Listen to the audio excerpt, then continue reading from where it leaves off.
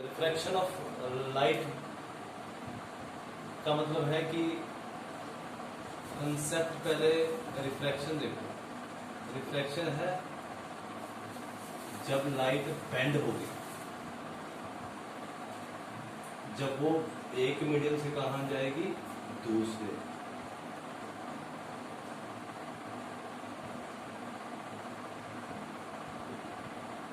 ठीक है, this is refraction. उसकी बेस्ट एग्जांपल है, हम नॉर्मली मान लीजिए पानी का सर्विस है और यहाँ सरफेस के ऊपर एक रुपये का सिक्का पड़ा है। आप डाइवर पानी में देखने की कोशिश करता है, उसको लगता है सिक्का थोड़ा सा ऊपर है और वो छलांग मारता है और वो डूब जाता है। क्यों डूब जाता है? क्योंकि सिक्का कहाँ था? नीचे था। ये जो फिनोमिना है इसको हम कहते हैं रिफ्रैक्शन। क्या कहते हैं? Refraction, bending of light. Light bend होगी जब वो एक मीडियम से कहां जाएगी दूसरे। अब उसके रिलेटेड एक लॉज है, लेकिन लॉज ऑफ रिफ्रैक्शन क्या होता है? लॉज ऑफ रिफ्रैक्शन ये कहता है कि ये मान लो मेरा एक मीडियम है, ये रेयर मीडियम है। रेयर मतलब एयर हो सकती है, और डेंसर मीडियम मतलब क्या होता है? वाटर।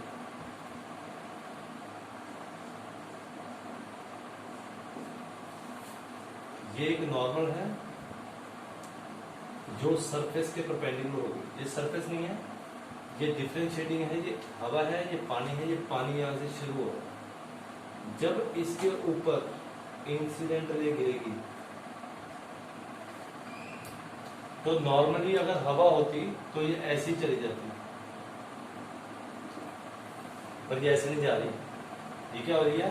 ये बेंड होगी टुवर्ड्स द व्हाट? नॉर्मल। क्योंकि लाइट कहां से कहां जा रही है? रेयर से डेंसर। जब भी लाइट रेयर से डेंसर जाएगी तो वो नॉर्मल की तरफ बेंड होगी। ये सबसे बेसिक डायग्राम है लेंस को देखने के लिए। ठीक है, क्योंकि रिफ्रैक्टिव इंडेक्स चेंज हो गया। रिफ्रैक्टिव इंडेक्स पे आएंगे बाद में, रेयर से डेंसर में देंगे। अगर मैं उल्टा करूं, ठीक है, जैसे मैं इसको चेंज कर दूं यहाँ पे कि मान लो ये डेंसर है और ये रेयर है, तो ये मेरा, तो मान लो वो पानी के नीचे से देख रहा है ऊपर और हवा के ऊपर हेलीकॉप्टर खड़ा है, तो वो देखना चाहता है। तो मैंने यहां से ऐसे देखा, अब लाइट डेंसर से कहां गई? Rare. It will bend away from the what? Normal. तो डायग्राम ऐसे ही होगा। ठीक है, जब ये रेयर से डेंसर जाएगी तो ये बेंड टुवर्ड्स द नॉर्मल होगी, और जब ये डेंसर से रेयर जाएगी तो ये बेंड क्या होगी? Away from the normal. ठीक है, इसके बेस के ऊपर हमारे पास लॉज ऑफ रिफ्रैक्शन है। लॉज ऑफ रिफ्रैक्शन हमें न्यूमेरिकल में काम आएंगे। ठीक है, तो सबसे पहले क्या कहता है कि ये मेरी इंसिडेंट रे है, this is called incident ray, और ये मेरी क्या है? रिफ्रैक्टिव रे। और ये मेरी बेटा नॉर्मल एन, और ये मेरा सरफेस जहां से लाइट चेंज हो। तो मेरा, और ये मेरा एंगल ऑफ इंसिडेंस, और ये मेरा एंगल ऑफ व्हाट? रिफ्रैक्शन। तो मैं बोलूंगा the incident ray, first law of refraction says that incident ray comma refracted ray and normal all lie in same plane। Plane मतलब 3 डायमेंशनल भी हो सकता है। ठीक है, लाइट इधर से आई, पानी में से टकराई, आधी ऊपर आ रही है, आधी नीचे आ रही है। जैसे किसी घर में डीजे लगा होता है तो वो हवा में लाइट फेंकता है, तो कहीं लाइट ज्यादा दिखती है, कहीं क्या दिखती है? कम। वो इसलिए दिखती है क्योंकि हवा की डेंसिटी चेंज होती रहती है। पहला रूल ये आ गया। दूसरा रूल आ गया, वो बोलते हैं the ratio of sine of angle of incidence to the ratio of sine of refraction is constant. ये वैल्यू कांस्टेंट है, ठीक है। और इस कांस्टेंट की वैल्यू को हम एक बहुत इंपॉर्टेंट कंसेप्ट यूज करते हैं, रिफ्रैक्टिव इंडेक्स, जिसको बोलते हैं म्यू, ठीक है। पर ये जो मैंने ऊपर लिखा है, this is called as Snell's law, this is called as what, Snell's law. तो मेरे पास दो लॉ हैं, एक तो इंसिडेंट रे, रिफ्रैक्टेड रे और नॉर्मल, सब सेम प्लेन पे लाई करेगा। प्लेन मतलब 3 डायमेंशनल चीज को बोलते हैं। Ratio of sine of angle of incidence to the sine of refraction is constant.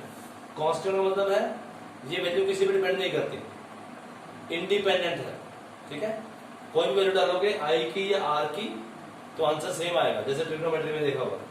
तो ये वैल्यू कांस्टेंट है म्यू, ठीक है। अब ये म्यू की वैल्यू भी कुछ डिनोट करती है कि अगर वैल्यू ज्यादा आती है तो क्या ये डेंसर है या लाइट रेयर से जा रही है डेंसर, तो हम उसको निकाल के देखते हैं। मान लो आई मैंने डाला 30 डिग्री, ठीक है, ये 1 नंबर का क्वेश्चन आएगा। मान लो मैंने डाल दिया ये कि साइन आई 30 डिग्री है और बेंड हुई लाइट 60 पे, तो ये वैल्यू है मेरे पास इतने बेटा।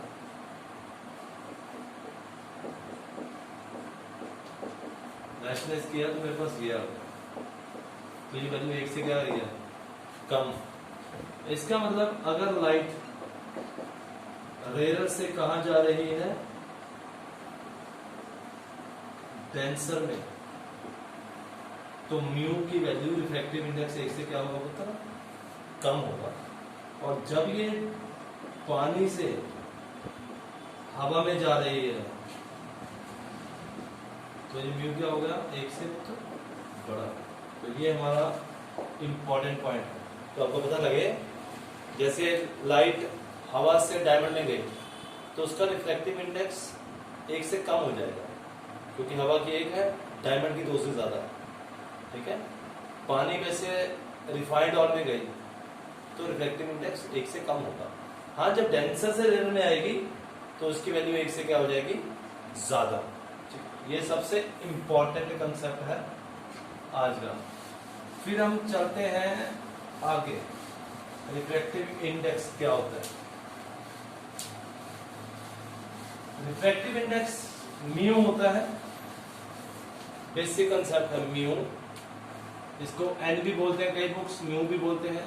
सो mu is equal to sine of angle of incidence to the sine of angle of what, refraction. और हमें ये भी पता है mu is also said as c by what, v. C is the speed of the light in air, और v होता है speed of the light in what, medium. Medium मतलब पानी, तेल, जहां भी हवा से वो क्या हो रहा है, चेंज हो रहा है, ठीक। अब मान लो एक मीडियम है, ये लाइट यहां से यहां आई, ये फर्स्ट मीडियम है बेटा, ये सेकंड मीडियम है। तो मैं रिफ्रैक्टिव इंडेक्स निकाल रहा हूं कि लाइट एक से दूसरे मीडियम में जा रही है, तो उसको कैसे लिखूंगा, मैं लिखूंगा light travels from first to second medium, then I write n2 divided by what, n1. So refractive index of the second medium with respect to what, first medium, ठीक है। This is 1 and then we can write like this, sin I by sin,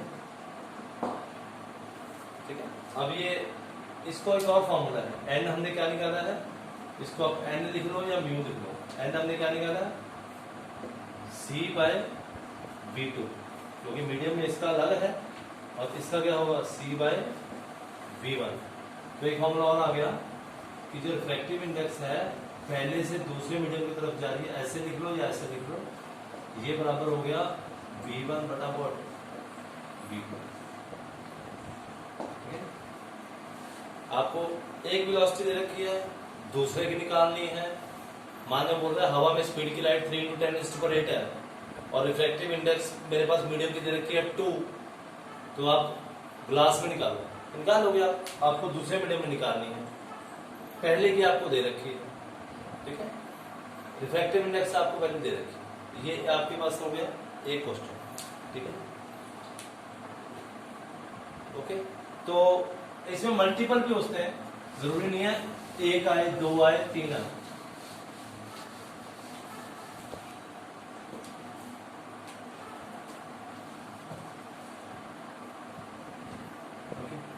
अब ये एक अलग है, reflection glass slab की भी है। वैसे तो रिफ्लेक्शन इज इम्पोर्टेंट क्राइटेरिया। ये मेरी ग्लास स्लैब में लाइट दी, ये आपको 10th में एक्सपेरिमेंट भी है। This is air,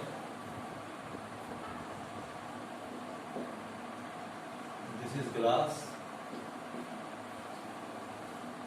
this is air, ठीक है। ये रेयर मीडियम है,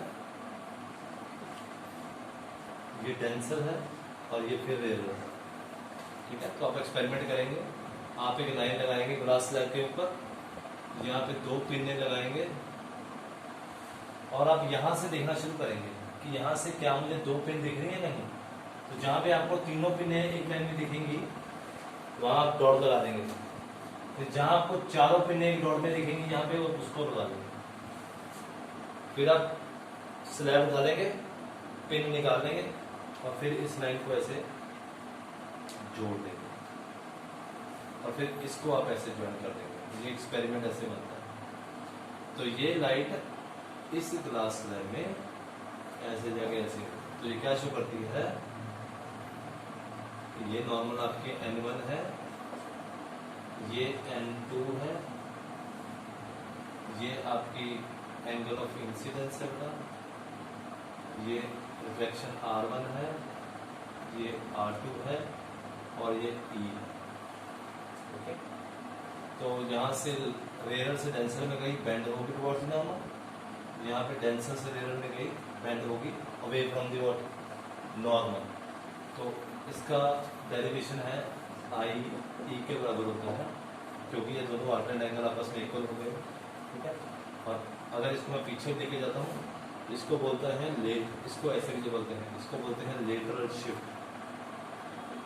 कि अगर ये कोई मीडियम ना होता तो लाइट यहाँ पे जाती, पर लाइट मीडियम के कारण क्या हो गया, बेंड हो गई है, इसको बोलते हैं लेटरल शिफ्ट। कितनी लाइट शिफ्ट हुई वन मीडियम टू अनदर में निकलने के लिए, और ये लाइनें पैरेलल है, ठीक है। तो ये दोनों लाइनें इक्वल हो, तो आप इसको अगर बैकवर्ड में प्रोड्यूस करो, मैथमेटिक्स का प्रिंसिपल लगाओ, तो आपको पता लग जाएगा कि ये दोनों एंगल आपको इक्वली दिखते हैं। तो I is equal to E एक नंबर क्वेश्चन पे पूछा जा सकता है, ठीक है। Okay, bye.